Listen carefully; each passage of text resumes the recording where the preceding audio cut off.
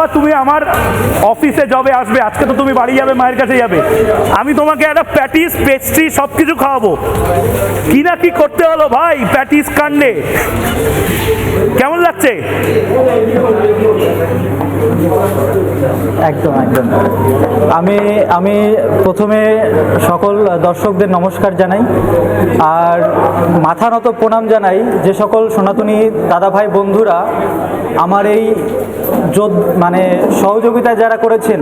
এই যুদ্ধটা শুধু আমার একার লড়াই ছিল না, এই লড়াইটা সকল সনাতনী হিন্দুদের লড়াই ছিল। এটা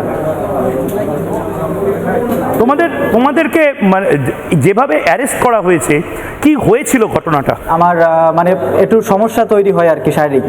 তো সে কারণে আমি পাশে যেখানে মেডিকেল ক্যাম্প করা হয়েছিল সেই ক্যাম্পে আমি যাই এবং সেই ডাক্তারবাবুদের আমি বলি যে আমার এই প্রবলেমগুলো হচ্ছে।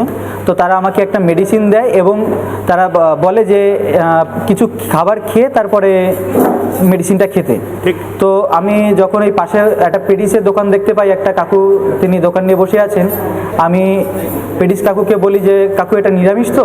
তো উনি আমাকে আশ্বস্ত করেন যে এটা সম্পূর্ণই নিরামিষ। তো আমি তার পেডিসটা কিনে যখন আমি পাশে আসি, এসে যখন খেতে শুরু করি, তখন অর্ধেক খাওয়া হয়ে গেলে আমি তখন আমার মুখে তখন চিকেন পড়ে। তো আমি ওটা ফেলে দিয়ে মানে খুলে দেখে চিকেন দেখি, তো ফেলে দিই। পরবর্তীতে আমি যখন পেডিস কাকুর ওখানে যাই, তো পেডিস কাকুকে আমি বারবার জিজ্ঞেস করি কাকু এটা ভেজ তো? উনি বলে হ্যাঁ এটা ভেজ। আমি আবারও জিজ্ঞেস করি কাকু এটা ভেজ তো? বলে হ্যাঁ আমি নিজে তৈরি করেছি। আমি আবারও জিজ্ঞেস করি এটা ভেজ তো? তখন উনি আবারও বলে হ্যাঁ এটা ভেজ। তো তারপর যখন আমি ওটাকে খুললাম, আপনারা সবাই ভিডিওতে দেখেছেন, আমি যখন খুলি তখন ওর ভিতরে কিন্তু চিকেন থাকে।